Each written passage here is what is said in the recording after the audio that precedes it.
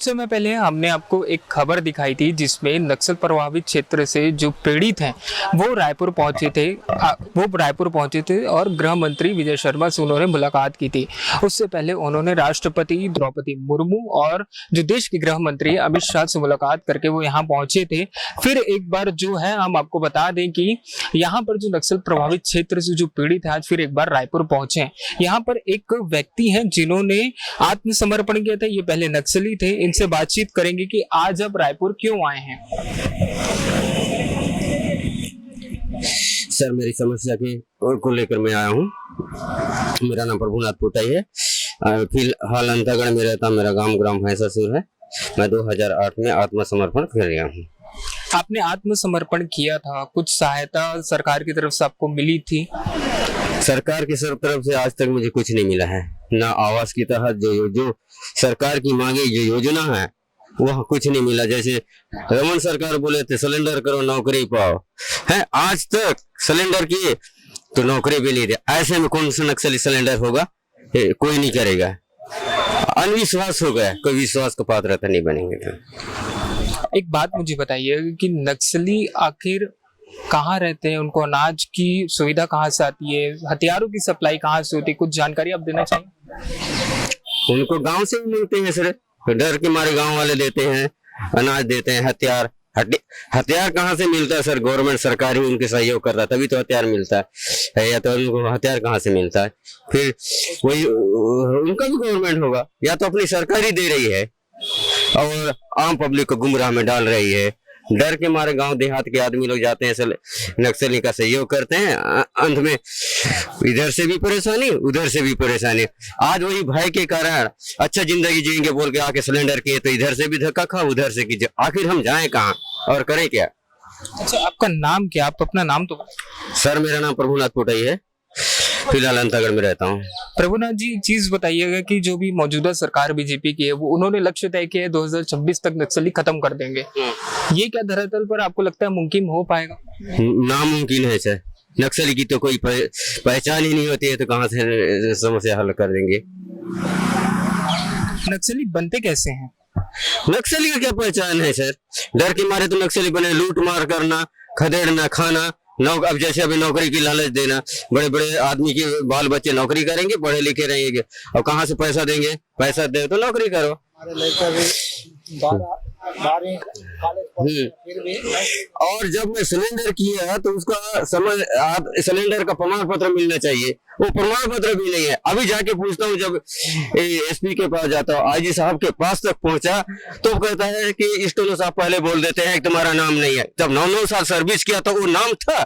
जब हथियार धर के मैं गली गली घूमा उस समय नाम थी, और अभी नाम नहीं है बोलते हैं। अब मेरे ही साथी कुछ लोगों को सिलेंडर वालों को नौकरी भी दिए और हमको कुछ नहीं दिए। एक बात बताइएगा, आप 2008 से आपने समर्पण किया, आज तक आपकी जीवनी क्या, आप काम क्या करते हैं? क्या करते थे? बेरोजगार ऐसे छुप छुप के सिटी में जाना, किसी को लकड़ी उठाना, किसी का प्लेट धोना, तब अपने 2 बच्चों की पूर्ति कर पाते हैं। या तो क्या करेंगे? कुछ तो है नहीं। बाहर जाके खुल के तो कोई धंधा कर नहीं पाते हैं, न कुछ कर नहीं पा रहे हैं।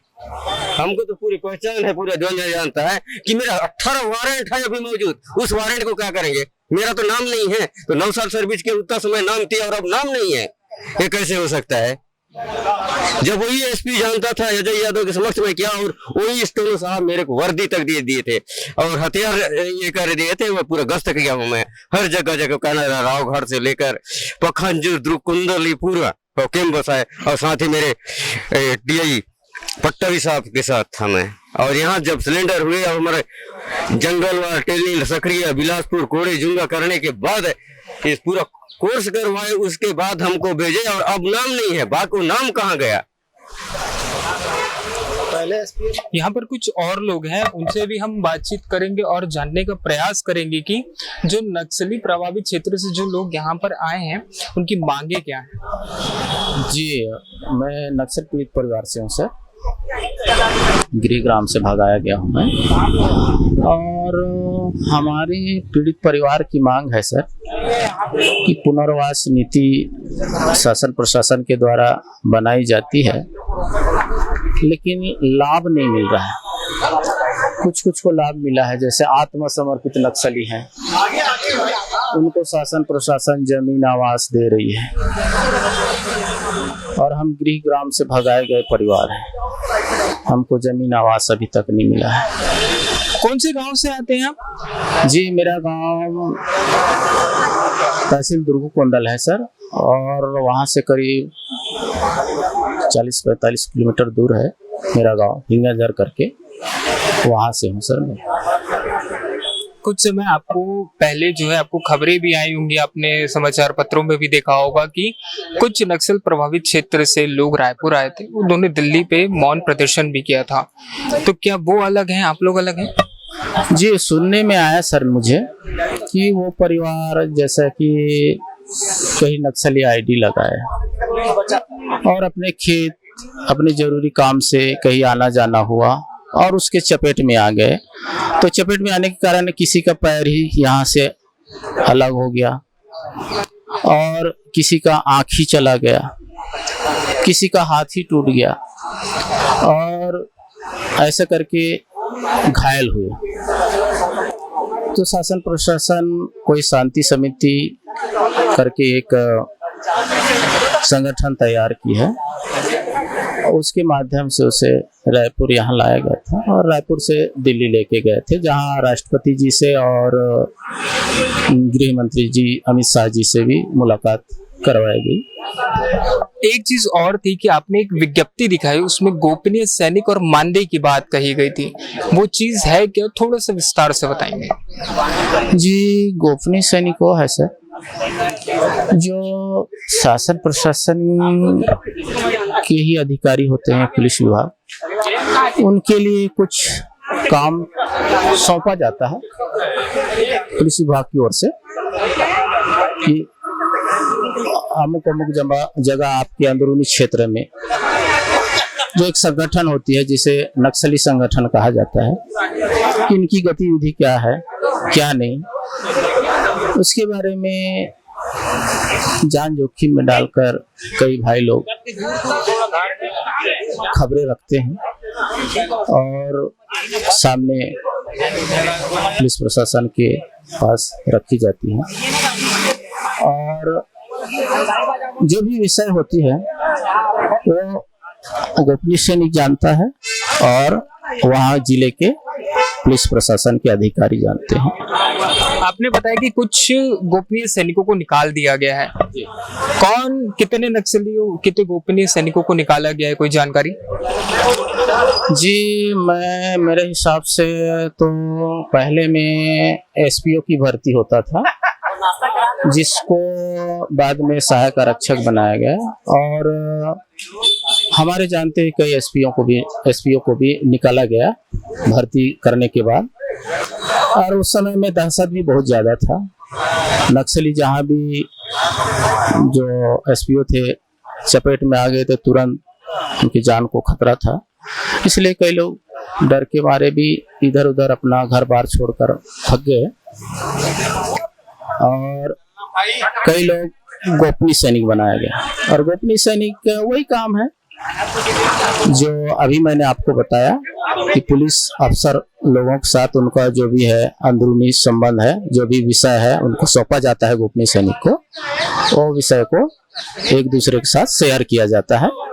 ये गोपनीय सैनिक का काम है। अभी बहुत सारे गोपनीय सैनिक को पृथक किया गया है, जैसे में अभी एक आत्मसमर्पित है, उसने अपना पूरा बताया ब्यौरा कि हम लोग 13 जने थे, 13 जने में एक साथ हमको एक एसपी साहब आए 2015 में और हमें बिना कारण से निकाल दिया। हम अपनी ड्यूटी पर थे, कोई ऑफिस में ड्यूटी कर रहा है, कोई शासन प्रशासन के काम के विषय में रायपुर आया है और कोई बंगला में ड्यूटी कर रहा है।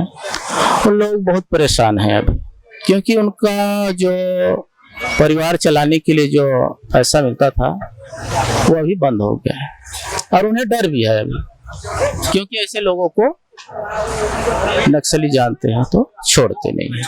यहाँ पर एक शहीद परिवार से भी एक व्यक्ति है, इनसे भी बातचीत कर लेते हैं। आप शहीद परिवार से आते हैं? मैं शहीद परिवार से हूँ और मेरा भैया थाना बांदे में ड्यूटी करता था, 2015 में शहीद हो गया।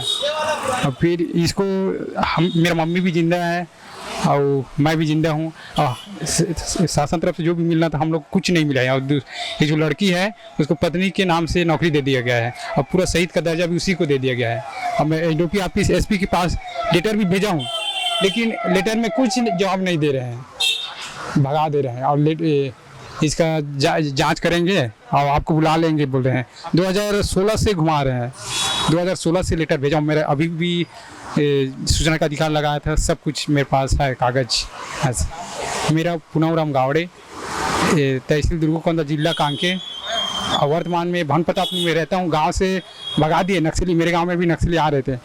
तेरे भाई को भी हम ही लोग मार दिए ऐसे बोल के मेरे को धमकी दे दी है और हमारे पार्टी में आ जाओ। मैं जिस समय पढ़ाई करता था उस समय मैं RKB डिवीजन कमेटी, और उस समय मैं पढ़ाई करता था। उस समय 8वीं क्लास में था और पेपर भी बांटता था। उस समय थोड़ा पैसा का बहुत समस्या था हम लोग को, तो पढ़ते पढ़ते पेपर वगैरह बांटता था। उस समय से मेरे घर में आना जाना कर रहे थे। और कांकेर जिला का लास्ट बॉर्डर है मेरा गाँव, नेड़ गाँव, पुराना गाँव। अभी वहाँ से भगा दिए तो वर्तमान में भन प्रतापपुर में रहता हूँ मम्मी पापा के साथ। और शहीद का दर्जा कुछ नहीं मिला है और इसका भी जांच भी चल रहा है बोलते हैं। अभी भी गया था, 4 तारीख को बुलाए थे, उस दिन भी बयान वगैरह लिए, जांच चल रहा है इसे बोल के भगा दिए एसडीओपी ऑफिस से। ये जो थे जिनसे हमने अभी बात की, आपने खबर भी देखी कि नक्सल प्रभावित क्षेत्रों से उठकर फिर एक बार जो है कुछ पीड़ित परिवार यहाँ पर पहुँचे हैं। उनकी मांगे हमने आपको दिखाई, साथ ही साथ हमने ये भी दिखाया कि किस प्रकार से वहाँ पर जो लोग हैं और जो वहाँ की स्थिति, मौजूदा स्थिति कैसी है। दैनिक विश्व परिवार के लिए मैं जय वाधवा, रायपुर।